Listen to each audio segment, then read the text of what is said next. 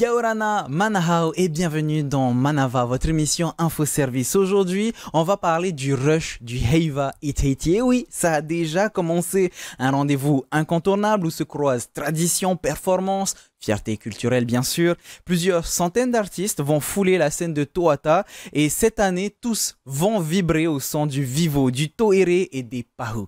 Mais attention, derrière les sourires, les costumes et les chorégraphies, il y a des mois de travail, de sacrifice et de passion.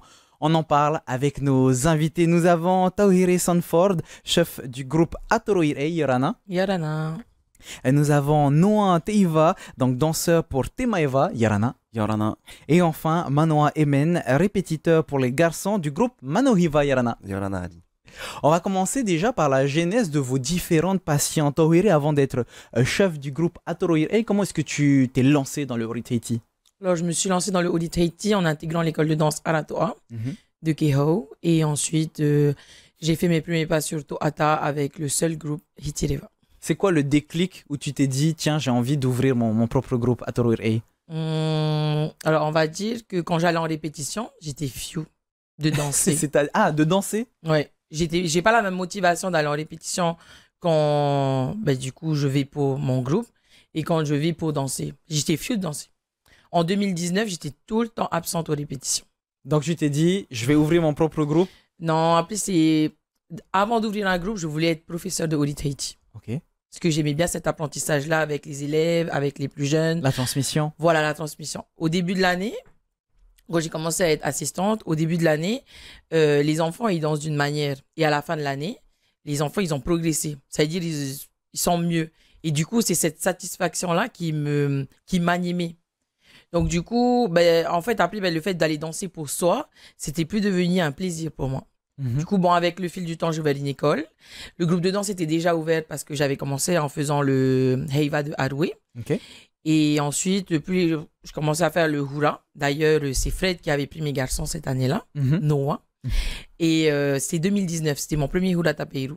Et ensuite, j'ai continué à aller au hura. Et l'année dernière, on m'a demandé de prendre Hikura Nuit. Et cette année, j'avais regardé pendant au moins 3 ans, les 3 dernières années, au-dessus de Toata, la tribune centrale. Et je me suis dit, un jour, je suis sur Toata avec mon groupe.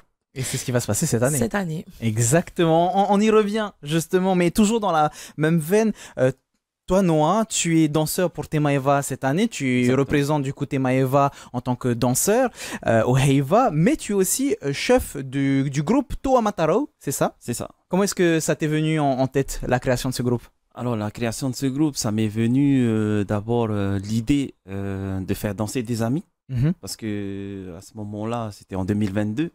Donc, on était un petit groupe d'amis, en fait, qui commençait à performer, en fait, sur les scènes locales pour des mariages, pour des bals, pour des shows dans les hôtels. Mais on était un petit groupe. Et du coup, à chaque fois qu'on se créait des liens, tout ça, on a vu que on arrivait bien à partager toute cette passion qui est la danse, la musique et l'univers du Heiva. Et du coup, j'ai décidé d'ouvrir ce propre groupe de mon propre gré pour justement les aider et les accompagner. Cette année, par contre, tu représentes Temaeva donc en tant que danseur, c'est ça? C'est ça. Donc, ce choix d'être danseur chaque année, finalement, pourquoi est-ce que tu veux aller au Heiva chaque année? Alors, déjà, chaque année, j'aime bien dire je vais pas faire le Heiva. Comme je dis souvent à des groupes, des fois. Il y en a beaucoup. Je pense pas que je vais faire le Heiva cette année, mais dès que ça s'approche, juillet par là, je commence à me dire, ça commence à donner envie. Et du coup, comme j'avais dit à Tauhire, elle m'avait proposé de faire le Heiva avec son groupe. Et du coup, il y a aussi des petits soucis logistiques. C'est pas que, tu vois, une envie de danser avec tel groupe ou tel groupe. Et je vois ce côté logistique qui est le plus simple pour moi, et pas que pour moi, pour les danseurs, pour pouvoir accéder aux répétitions. C'était plutôt ça que je voyais, moi. Et du coup, ça m'a donné envie de faire le Heiva avec Temaeva, puisque c'est juste à côté de chez moi, et voilà. Donc, why not? Voilà, pourquoi pas. Que juste à côté de chez moi, donc j'entends seulement les percussions qui tapent, et ça résonne dans ma tête. Et ça joue, ça danse à la maison. Du coup, ça donne envie de danser. On va revenir justement sur les difficultés dont tu as parlé tout à l'heure, tu sais, tout ce qui est logistique, etc. Mais avant, on termine notre tour de table avec Manoa, répétiteur. Donc pour les garçons de Mano Hiva, déjà, c'est quoi un répétiteur? C'est dans le titre. Oui, donc répétiteur, c'est vraiment beaucoup de boulot en amont, c'est travailler avec la chef de groupe, canaliser les garçons, pouvoir travailler avec différents caractères, faire avec les absents, c'est vraiment un gros travail qu'on attend derrière. Mais on le fait avec plaisir parce qu'on aime notre culture après tout. C'est une responsabilité que tu as pris à bras le corps, du coup, pour le groupe Mano Hiva. C'est quoi qui... le déclic entre tu es danseur et d'un coup tu passes en répétiteur? Ben en fait, ça s'est fait. J'ai commencé le Heiva en 2011 avec Ahotoro Nui. J'ai arrêté 2-3 ans à cause de mes études. Et ensuite, j'ai repris en 2016 en tant que danseur. Et c'est qu'à partir de 2021 que j'ai commencé à devenir répétiteur avec Téléodi. Et ça s'est enchaîné chaque année parce qu'en fait, j'allais, on va dire, sous un répétiteur référent. Donc on commence comme ça, il nous apprend un peu les fils du métier de répétiteur. Et ensuite, d'année en année, on prend de l'expérience et on arrive à gérer ça tout seul comme un grand, on va dire. Et chaque année, on découvre donc, on redécouvre tous ces groupes au Heiva avec des thèmes et des histoires particulières. Taouiri, comment est-ce que ça se construit, ce thème? C'est avec les élèves, avec sa propre histoire, avec des envies peut-être? Alors pour ma part, j'ai construit mon thème avec mon auteur. Ça veut dire que mon auteur est Naoui Tepa. C'est un proche à moi. Du coup, il est venu, il me dit, je vais pas arriver à écrire sur ce que tu m'avais dit. Parce que je voulais un truc sur le triangle polynésien. Il m'a dit que ça l'inspirait pas. D'accord. Il m'a demandé qu'est-ce que pour toi et qu'est-ce qui caractérise le peuple Maori. Bon, je lui ai donné la définition, c'est-à-dire je lui ai dit pour moi le peuple Maori, c'est quelqu'un qui est très très connecté à sa nature, à tout son environnement, qui va le respecter aussi. Et puis à sa famille. Donc, du coup, il m'a dit ça, c'est le Aroha. Et là, il a écrit. Donc, il a pu me sortir un thème. Et au final, il a écrit un thème qui me définissait finalement. Et comment est-ce qu'on fait, surtout pour pouvoir mettre en lien toutes les parties du Heiva? Parce que là, aujourd'hui, on va parler du Oritaiti, mais en tant que chef de troupe, il faut aussi que tu puisses voir à la fois la musique, les chants, etc. Donc, comment est-ce qu'on fait pour gérer tout ça? Pour gérer tout ça, il faut avoir une bonne équipe. Ça veut dire autant le responsable des rohipés, autant le responsable des responsables de mes répétiteurs. Tout ça, c'est l'équipe qui fait. Autant la partie aussi financière doit être bien gérée. Ça veut dire que j'ai un responsable qui s'occupe des levées de fonds et qui va me préparer tout ça, tous les dossiers. Parce que quand tu fais des levées de fonds, c'est comme si tu faisais un événement. Donc, il y a toute la partie administration aussi à gérer. Moi, je dirais qu'il faut avoir de bons responsables, il faut avoir confiance en eux. Il faut leur laisser une marge de manœuvre aussi et toujours être là pour les cadrer. C'est dans l'équipe, du coup, qu'on peut tout harmoniser. Mais le centre de tout ça, pour la construction du spectacle, c'est l'auteur. Ça veut dire que tout le temps, l'auteur, ça veut dire que je fais un tableau et c'est l'auteur qui le valide. Si l'auteur, il met oui, ok, tu as bien imagé, mais par contre, je ne ressens pas mes mots. Alors, du coup, là, par tout contre, revoir. Comme Fred le dit, là, par contre, tu dors plus. Parce que du coup, toi, tu avais une vision de faire comme ça. Du coup, lui, il vient tout retirer. Et du coup, je pense que pour que tout le monde soit conquis, il faut que l'auteur soit conquis. Je suppose que en tant que chef de troupe de Toamataro et cette année en tant que danseur pour Temaeva, tout ce qu'elle vient de dire, Taouiri, tu le ressens, le fait de devoir construire quelque chose autour de ce que l'auteur a pu dire. Exactement, j'avoue, tout ce travail qui est fait par l'auteur, d'abord, d'écrire le thème, qui est aussi pensé par le chef de groupe, parce que c'est pas simplement l'auteur, parce qu'il faut qu'il s'adapte aussi aux rêves que le chef de troupe met en place. Donc ça part d'abord dans ses pensées, on commence à rêver et on essaye de mettre ce rêve en fait sur scène. Donc aussi c'est ce que le chef de troupe souhaite. Oui, finalement c'est une bonne équipe, comme l'a dit Taouiri, tout fonctionne en équipe, c'est un travail d'équipe. Et ce rêve-là, il faut que tous les artistes en fait qui participent à ce spectacle aient le même rêve en fait quand ils vont sur la scène. Donc l'objectif du chef de troupe, c'est ça.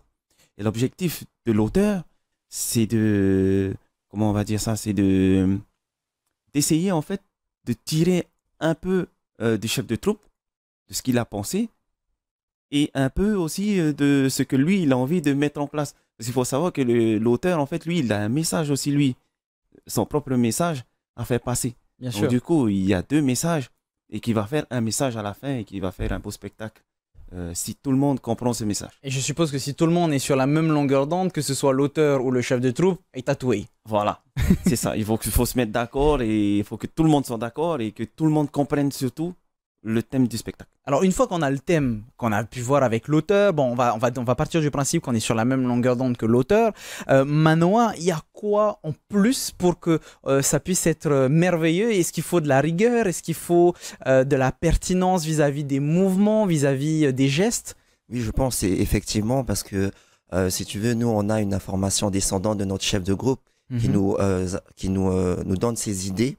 Donc on travaille ça avec les garçons par rapport à la gestuelle, le moindre mouvement qui soit précis parce que on n'oublie pas que c'est quand même un concours qu'on est noté par des jurys et donc en hurato, c'est-à-dire en professionnel, les jurys vont plus aller dans les détails.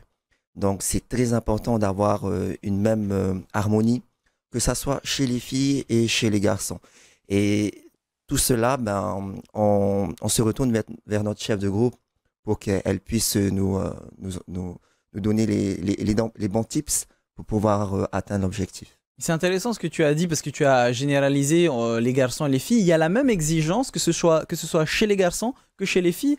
Alors, pour ma part, je vais dire que pour les garçons, il faut travailler 2 fois plus. C'est-à-dire, j'ai fait plusieurs groupes en tant que répétiteur où on mettait des répétitions en plus pour les garçons. Parce qu'ils ont...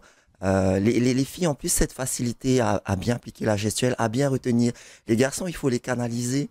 Il faut leur dire, OK, on va se poser. C'est ce geste qu'on va faire, c'est ce tableau. Donc, il y a un peu plus de rigueur pour eux. Je dirais, à mon avis. Tauhiri, ton avis justement sur cette différence entre les filles et les garçons? Alors, c'est vrai qu'en répétition, je répète souvent les garçons. C'est toujours mes garçons que... En fait, ce qui est compliqué avec les garçons, c'est que la moitié ne savent pas danser. Du coup, ça va être la première fois sur Tohata, alors que souvent les filles, on les a sélectionnées et elles savent danser. Ça veut dire qu'elles ont fait au moins déjà un gala. Souvent, elles ont toutes déjà dansé au Heiva. Mais les garçons, eux, c'est une première fois. Donc, des fois, ce qu'on leur demande, le problème, il vient pas du fait qu'ils veulent pas faire ou quoi que ce soit, c'est qu'en fait, ils comprennent pas. C'est un truc tout simple quand on leur demande, mettez-vous en colonne, ils sont en colonne. Mais en fait, ils comprennent pas ce qu'on demande vraiment en étant en colonne. Donc ça, c'est un exemple tout simple, mais des fois, dans les postures aussi, dans leur énergie, on leur demande de l'énergie, mais du coup, ils vont aller chercher le maximum. Donc, je pense que c'est juste le langage où il faut qu'ils puissent nous comprendre, un peu comme des enfants qui découvrent la discipline du Audit Haiti. Donc oui, sur les garçons, c'est vrai qu'on va toujours être plus exigeant dessus. Bon, pour ma part, les filles et les garçons, c'est la même chose. Parce que du coup, les filles, elles ont autre chose à travailler. Pour moi, c'est aussi la posture et ils pourraient tous donner plus s'ils avaient un peu plus confiance en eux. Je vais me tourner justement de ton côté, Noah, pour savoir comment est-ce qu'on travaille cette cohésion entre les garçons, parfois qui ne savent pas forcément où est-ce qu'ils vont, qui n'ont jamais fait de Heiva. C'est plus complexe du coup? Ça dépend. Parce que pour ma part, en fait, j'ai toujours adoré apprendre des chorégraphies aux débutants. Parce que tout simplement, parce qu'avant, on était nous-mêmes débutants. Et du coup, j'ai essayé en fait de me réadapter en fait pour eux, pour apprendre à leur niveau, exactement. Et c'est la même chose pour les filles et les garçons. C'est pour ça que pendant les répétitions, les chefs de troupe font en sorte d'organiser en fait avec les répétiteurs, de faire des groupes pour les débutants, pour les intermédiaires et pour les avancés. Et les avancés, puisqu'ils savent déjà danser et qu'ils ont des années d'expérience, c'est à eux d'aller vers les débutants pour montrer comment on fait, les entraîner et faire en sorte qu'ils soient aussi avancés comme les danseurs d'aujourd'hui, quoi. Et l'objectif, c'est que tout le monde ait le même niveau. Voilà, c'est comme ça. Je vois que Manoa, tu veux réagir? Oui, juste par rapport à la cohésion, en fait, c'est vrai que de base, on est cohésionné lorsqu'on fait des répétitions. Mais cela n'empêche pas de cohésionner hors répétition car on sort du cadre du Heiva, ça devient un peu plus souple, on connaît mieux les gens. C'est-à-dire que nous, on fait des cohésions sportives ou peut-être plage. Tauhiri fait des cohésions culturelles. Ce que j'ai vu, c'était vraiment pas mal. Donc, on prend aussi ce temps pour pouvoir mieux connaître la personne, sortir du cadre du Heiva qui est vraiment strict et pouvoir creuser et que les personnes qui sont en face de nous aient confiance et qu'aux répétitions, après, ça glisse en fait. Cette confiance et presque cette joie de vivre aussi pendant les répétitions, c'est important, puisqu'au moment de passer sur scène, c'est ce qui va se ressentir le plus. Oui, tout à fait, parce que à partir du moment où la personne te donne confiance, du coup, elle écoute ce que tu dis. Donc, les informations sont plus fluides et plus simples pour elle. Est-ce qu'au fur et à mesure de pouvoir mieux les comprendre, Tawhiri, tu vois qu'effectivement certains deviennent plus rigoureux, plus ponctuels, par exemple? Est-ce que justement c'est ce que ça permet? Alors oui, au niveau de la confiance dans le groupe, c'est important pour moi déjà de connaître tous mes éléments. Parce que souvent, c'est une masse de 120 danseurs.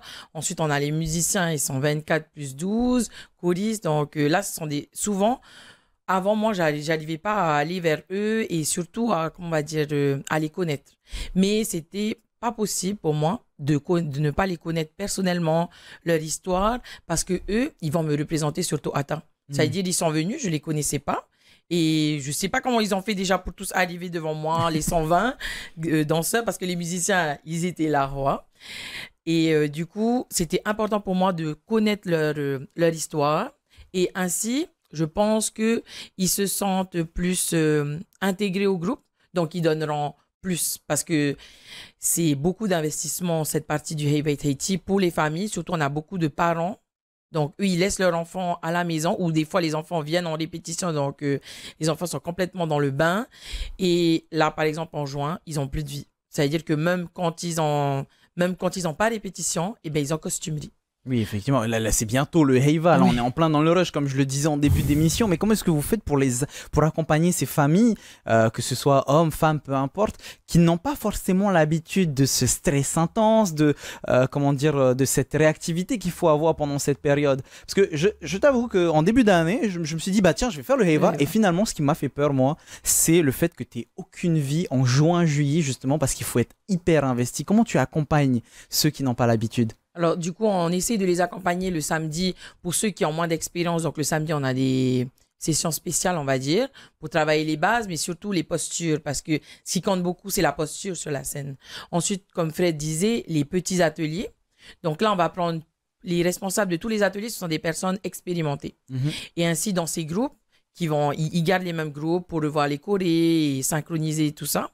Et puis aussi, partager leur expérience. Ça veut dire que les personnes qui ne savent pas, en face d'eux, du coup, grâce à ce partage, ils vont pouvoir, ils vont pouvoir acquérir du coup les connaissances de ceux qui ont plus d'expérience. Il y a une chose qui m'impressionne à chaque fois, c'est la manière dont vous partagez avec autant de passion tout ce que vous faites, votre danse. Justement, Noah, Fred, Teiva, en période de Heiva, juin-juillet, on le sait, c'est très très très intense. Comment est-ce que tu fais pour faire en sorte que tes élèves aient toujours cette joie et ne soient pas frustrés parce qu'il y a tellement de choses à faire, il y a tellement de répétitions que ça peut parfois même en dégoûter certains. Comment est-ce que tu fais, toi? Déjà, j'aimerais bien définir le mot Heiva. Heiva, ça veut dire festivité. Et c'est la fête. C'est la fête polynésienne. Et le Heiva, en juillet, c'est un événement. C'est l'événement d'envergure de la Polynésie pour le Ori Tahiti. Et le Heiva, en fait, ça regroupe aussi tous les autres événements polynésiens qu'on a en Polynésie. Donc, pour moi, le Heiva, c'est toute l'année. Donc, il faut essayer d'exprimer cette joie de toute l'année et essayer de convaincre cette personne qui souhaite venir danser ou ramer, parce que le Heiva, c'est toute la culture. Donc, voilà cette joie, ce que tu me demandes d'exprimer pour ces gens. Finalement, c'est qu'une question d'organisation, j'ai l'impression. Exactement, c'est une question d'organisation, de volonté et de rigueur aussi. Parce que quand on annonce, en fait, quand on discute avec ces gens, il faut les convaincre et les donner envie surtout. Et quand tu es passionné, normalement, le feeling, il passe très bien. Et être passionné, ça montre qu'il n'y a pas de limite à apprendre. Donc, tu peux donner sans limite. Partager la passion sans limite. Est-ce que la passion, elle est suffisante par rapport à tout le stress que vous avez? On en parlait un petit peu avant. de pouvoir tourner cette émission. Par exemple, je me tourne vers toi, Manon. Il y a les costumes à gérer, les chorégraphies, les musiques, être sûr que tout le monde soit présent. On a une répétition, machin, il n'est pas là. Comment est-ce que vous faites pour combler tout ça? Bah, du coup, déjà oui, la passion c'est vraiment important. Et après, comme je disais en début d'émission, c'est un concours, tout le monde veut gagner. Donc en fait, on se donne les moyens. Par exemple, le chef de groupe, sur les 6 mois de préparation, il y a un planning qui est fait. Il y a on leur dit qu'à partir du mois de mai et juin, il va falloir moins s'absenter parce qu'on va demander de la rigueur, que tout le monde soit présent. Et même en termes de chorégraphie, c'est-à-dire qu'on ne pourra pas travailler des déplacements s'il y a plusieurs absents. Donc en fait, on demande à chacun de vraiment s'investir et d'être présent parce qu'en travaillant ensemble, on avance mieux. Et tout ce stress, il est d'autant plus important quand on est chef de groupe. Tawhiri, comment est-ce que vous faites? Vous ne dormez plus finalement en juin? Pour ma part, ça va, je dors. Mais comme je dis, il faut préparer l'équipe avant que l'aventure démarre. Ça veut dire, auparavant, moi, j'aurais préparé mon équipe pendant l'aventure. Ça veut dire en février. En février, ça a démarré. Du coup, on lance l'équipe et on va chercher les équipes petit à petit. Et en fait, là, il y a des mentors à moi qui m'ont dit non, c'est pas comme ça que ça se passe, ok? Tu es prête, on descend maximum. Donc, du coup, le thème était prêt en août. Et ensuite, toute l'équipe s'est formée, aussi réajustée. Parce que du coup, il y a la passion. Avant, je pensais aussi qu'il n'y avait que la passion. C'est d'ailleurs pour ça que je m'étais lancée. Mais avec le temps, j'ai vu qu'en fait, il fallait gérer. Parce que dans cette partie-là, au-delà de la partie chorégraphique à créer, qui est pour moi, au final, la plus simple, là, en voyant tout ça, la partie la plus difficile, c'est de gérer l'humain. Ça veut dire, parce qu'en fait, on est avec 180 artistes et ils ont tous leur manière d'être. Ils ont tous leurs obligations, leur vie famille, privée, bah oui. voilà, leur culture à eux aussi personnellement. Mais du coup, c'est vraiment de les gérer, de leur apporter à chaque répétition l'envie de revenir à la prochaine. Donc, tout ça, ça se travaille et surtout, ça se travaille du coup dans ma tête. Donc, on va dire que je pensais que j'allais faire que de la chorégraphie, mais en fait, il fallait aussi que je me remette en question moi-même aussi, sur ma manière de penser, toujours mettre l'ego de côté, parce que souvent la personne en face de toi, parce qu'il y a aussi des conflits. Donc ça, c'est une partie du Heiva que je pense dans tous les groupes, il peut y avoir. En tout cas, dans le mien, je vais pas cacher. Il y a eu quelques conflits. Mais du coup, on a pu régler, on a pu donner certaines chances. Et ensuite, par contre, à un moment aussi, le chef de groupe doit dire « Stop, ça suffit maintenant ». Que ce soit pour les absences ou, comme je dis, c'est plusieurs personnes qui ne réfléchissent pas, qui ne sont pas d'avis souvent avec moi. Enfin, une minorité, heureusement. Et du coup, ils vont me monter leur mécontentement. Maintenant, nous, on a un seul objectif, c'est-à-dire que toute l'équipe travaille pour que la pirogue arrive correctement le 10 juillet sur Tohata. Justement. Donc, si on n'a pas le même état d'esprit, si on vient pour sa propre personne et pas pour le groupe de danse, ça ne peut pas fonctionner. Et justement, le jour où vous arrivez sur scène, vous êtes à 2 doigts de monter sur scène, qu'est-ce que vous faites? Est-ce que tu parlais de canaliser les garçons, par exemple, tout à l'heure? Est-ce que c'est à ce moment-là où tu leur dis, allez-y, lâchez-vous et donnez le meilleur de vous-même, ou il y a encore un certain cadre à avoir? Pour le coup, je pense que Manoa pourra répondre mieux que moi à cette question parce que c'est la première fois que ce seront mes garçons qui seront sur Tohata. Donc, pour le moment, j'essaye de les préparer au mieux là maintenant, c'est-à-dire avant le concours, pour que le jour J soit prêt. Et oui, je leur dirai, c'est le moment. De toute manière, ça passe ou que ça casse, c'est ce soir. Tout le travail que vous avez fait pendant... Parce qu'ils ont travaillé dur, hein, que ce soit les levées de fonds, parce que je les ai beaucoup... ils ont eu beaucoup de levées de fonds. Mais je voulais être sûre financièrement parce que l'aspect financier du Heiva Itaiti est réel. Donc moi, je n'ai pas d'argent à mettre personnellement parce qu'on chiffre ça sur au moins 7 millions de dépenses. Donc, le plus important, c'est qu'on soit pris financièrement aussi. Donc, ils ont eu les levées de fonds qui les ont permis d'ailleurs, ça a fait office de cohésion pour eux. Et ensuite, du coup, il y a aussi toute cette partie-là de présence en répétition. Parce que la présence, je pense que tout le monde est d'accord avec moi, c'est le plus important. Parce qu'on ne peut pas travailler avec des éléments absents. Justement, on va voir du côté de Manoa. Oui, donc par rapport aux présences. Surtout par rapport, quand on est sur la fin de l'émission, par rapport au fait de monter sur scène. On est à 2 doigts de monter sur scène. Comment est-ce que tu les cadres? Est-ce que tu les laisses s'exprimer librement? Par rapport à ça, déjà petit échauffement parce que on va danser presque 45 à 1 heure de spectacle. Donc on leur demande de s'échauffer, on leur demande de checker leur costume aussi. On leur demande de pouvoir se concentrer par rapport aux différents tableaux qui vont suivre. Ah oui, donc il y a quand même un cadre. Oui, il y a quand même un cadre, mais on leur demande quand même de s'amuser. on danse, on vit notre culture. Donc, à partir du moment où on franchit la scène, je me rappelle mon premier Heiva, j'étais derrière les rideaux, je suis entré, j'ai senti la chaleur des projecteurs, les gens criaient autour, c'est vraiment magique. Je souhaite à tout le monde de vivre ce moment du Heiva qui est vraiment magnifique. C'est ce qui va bientôt arriver et justement, c'est dans à peine quelques jours. En 30 petites secondes, comment est-ce que tu pourrais encourager toutes les équipes qui vont être présentes au Heiva, Noah? Alors, le Heiva, il faut être courageux pour faire le Heiva. Parce que c'est un investissement qui dure à peu près 8 mois. Et 30 secondes avant le spectacle, il faut leur mettre en fait que du positif dans la tête et avoir un esprit vraiment de courage. Parce que ils sont prêts. Arrivé à ce jour du Heiva, ils doivent être prêts, tout le monde. Ben, là, il n'y a plus rien à mettre dans leur tête. Il ne faut pas qu'ils se prennent la tête, filles et garçons. Il faut leur mettre tout de suite, en fait, dans la lumière. Voilà. Just enjoy, c'est ça le message. Voilà, c'est ça. Il faut qu'ils mettent le feu, ils pètent la forme et on enlève tous les soucis de la maison, de la journée ou de la semaine qu'ils ont passé. Là, il faut leur plonger, en fait, dans un univers de spectacle.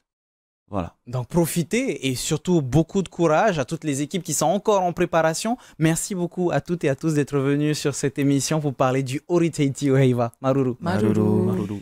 Faites à toutes les équipes encore une fois et puis nous on se retrouve très bientôt pour une nouvelle émission. Maruru Totato Farerir. Bon appétit si vous êtes à table. Par rien.